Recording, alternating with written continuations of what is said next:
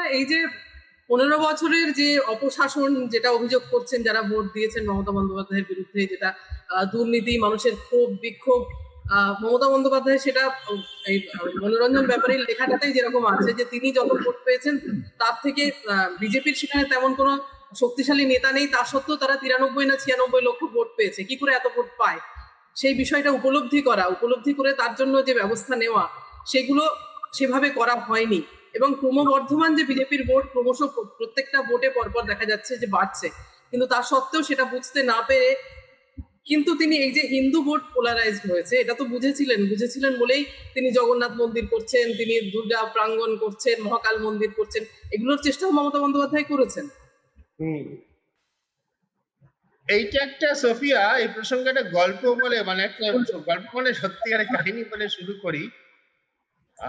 এখন যিনি রাজ্য বিজেপির সভাপতি শ্রমিক ভট্টাচার্য, তিনি একবার আমাকে বলেছিলেন একদম ব্যক্তিগত কথাবার্তার মধ্যে যে পশ্চিমবঙ্গে একটা পঞ্চায়েত নির্বাচনে পুরুলিয়ার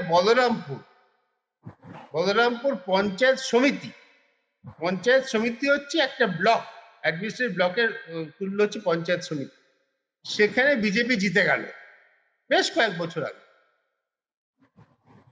শ্রমিক আমাকে বলছিলেন এই জেতার পর কাদের অভিনন্দন জানাবো সেটা তো আমরা বুঝতে পারছিলাম না। ওখানে বিজেপির কোনো অফিস নেই গোটা ব্লকে। অত্যন্ত তাৎপর্যপূর্ণ, পুরুলিয়ার মতো একটা জায়গায় যেখানে কংগ্রেস সিপিএম এর রাজনীতি এত বছর ধরে চলছে, সেখানে পঞ্চায়েত সমিতি বিজেপি জিতে গেল। আর বিজেপির রাজ্য নেতৃত্ব জানে না যে কার সঙ্গে কথা বলবে, কারণ কোনো অফিস নেই দলের গোটা ব্লকের মধ্যে। এবারও ভোটের আগে কয়েকজন খুব তীক্ষ্ণ পর্যবেক্ষক, তারা সবাই সাংবাদিক নন, আমাকে বলছিলেন কলকাতায়, পশ্চিমবঙ্গে নানা জেলায়, জেলা শহরে, মফস্বল শহরে তোমার যদি কখনো দরকার হয় হঠাৎ করে তুমি তৃণমূলের একজন নেতাকে খুঁজে পাবে, যাকে বললে তুমি হয়তো একটা জানতে পারবে তোমার বাড়িতে কোনো অসুবিধা হয়েছে, আগুন লেগেছে, ডাকাত পড়েছে, বা তুমি কিছু চাও, তিনি ব্যবস্থা করতে পারবেন। সিপিএম এত বছর ক্ষমতায় নেই, সিপিএম এর কিছু নেতাকেও তুমি চিনতে পারো, বা কোনো বামপন্থী নেতাকে। কিন্তু বিজেপির কি কাউকে তুমি চেনো? না, চিনি না তো। এই শূন্য স্থানটা পূরণ করে দিয়েছে আমাদের নির্মাল্য গত পরশুদিন আলোচনায়। আমরা শহুরে, মধ্যবিত্ত, উচ্চবিত্ত, সোশ্যাল মিডিয়াতে চলাফেরা করি, এই সমস্ত টিভি চ্যানেল বা ইউটিউব চ্যানেলে আলোচনা করি, আমরা যাদের চিনি, যাদের সঙ্গে কথা বলি, তাদের বাইরে একটা বৃহৎ জনগোষ্ঠী আছে যাদের মধ্যে নীরবে কাজ একটা সংগঠন করে গিয়েছে গত 15 বছর ধরে, রাষ্ট্রীয় স্বয়ংসেবক সংঘ। তার সুফল বিজেপি এবার তুলেছে। রাষ্ট্রীয় স্বয়ংসেবক সংঘের 2002 সালে, 5 থেকে 15 বছর আগে, 11 সালে পশ্চিমে ক্ষমতায় আসার মতো অবস্থা ছিল না। এটা একটা অন্য তত্ত্ব আছে, যে সমস্ত রাজ্যে তারা ক্ষমতায় আসার মতো জায়গায় ছিল না, সেখানে তারা অকমিউনিস্ট, অকংগ্রেস দলকে পোষণ করেছে যতদিন না তারা নিজেরা ক্ষমতায় আসার মতো জায়গায় আসছে। যেমন পশ্চিমবঙ্গে তৃণমূল কংগ্রেস, ওড়িশায় বিজু জনতা দল, বিহারে রাষ্ট্রীয় জনতা দল। সেটাতে আমি যাচ্ছি না। আমি যেটা বলতে চাইছি সেটা হচ্ছে এই যে পশ্চিমবঙ্গের গ্রামাঞ্চলে অনেক কিছু হচ্ছিল গত কয়েক বছর ধরে, যার খবরাখবর আমাদের কথা ছেড়েই দাও, আমাদের খবর পাওয়া না পাওয়াতে কিছু যায় আসে না, মমতা ব্যানার্জিদের কাছে ছিল না। এই ভোটের রেজাল্টটা তার জন্য তাদের কাছে খুব বিস্ময়কর। বিশ্বাসই করতে পারছেন না তারা হেরে গিয়েছেন, তারা পদত্যাগ করতে হবে, এই কথা মুখ্যমন্ত্রী স্বয়ং স্বীকার করছেন না, করতেই হবে, তাকে তো পদ ছাড়তেই হবে। এটা এই কারণে তাদের কাছে খুব বিস্ময়কর। আর নির্দিষ্ট করে যদি ভোটের অংশের কথা বলো, মুসলিম ভোট, মহিলা ভোট, অনেক আলোচনা করেছি।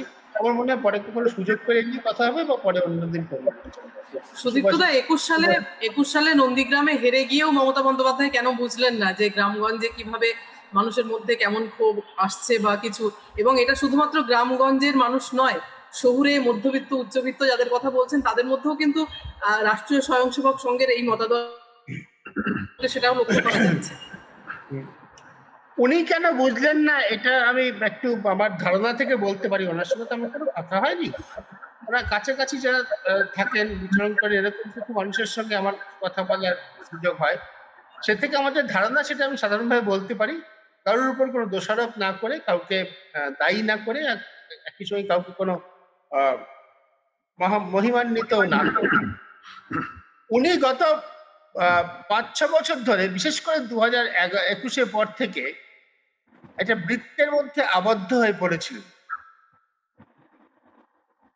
কয়েকজন মাত্র উপদেষ্টা, এবং তাদের মধ্যে অধিকাংশই সরকারি চাকরি করে এসছেন, যারা খুব ভালো প্রশাসন চালাতে পারেন, কিন্তু মানুষের সঙ্গে প্রত্যক্ষ সংযোগ রেখে মানুষের মতামত জেনে নিজেকে বদলাতে অভ্যস্ত নন। এরকম একটা বৃত্তের মধ্যে উনি পরিবৃত হয়ে পড়েছিলেন। আর ওনার যা প্রবণতা, সেটা সাংবাদিকরা অনেকেই জানে আর কি, যে উনি অন্য লোকের কথা শোনার থেকে নিজে বলতে বেশি পছন্দ করেন। অন্য লোকের কথা শুনে উনি প্রভাবিত হচ্ছে, যে তিনি কখনো প্রকাশিত হতে দেন না। হন কিন্তু অনেক পরে বলেন, অনেক পরে বুঝিয়ে দেন কাজের মাধ্যমে নীতির কথাটা শুনেছিলেন, কিন্তু উনি অন্য লোকের কথা শুনছেন, শুনে তার দ্বারা প্রভাবিত হচ্ছে, তিনি কখনো দেখাতে দেন না। এই সমস্ত কিছু মিলে একটা পরিমণ্ডল তৈরি হয়েছিল, যাতে প্রত্যক্ষ মানুষের সঙ্গে তার যে সংযোগ, যেটার উপর এতদিন তিনি ভরসা করে রাজনীতি করেছেন, অনেকটাই কেটে এসেছিল, অনেকটা ক্ষয়ে গিয়েছিল। তাতে হয়তো কিছু আগুনে ঘি সংযোগ করার মতো কিছু ইন্ধন জুগিয়েছিল একটা বিশেষ সংস্থার উপর নির্ভরতা, একটা কর্পোরেট নির্ভরতা, যেটা বিজেপি একদম ভোটের কয়েকদিন আগে তো সমূলে কেটে দিল। আইপ্যাকের কাজকর্ম সম্পূর্ণ বন্ধ করে দিল। সোফিয়া।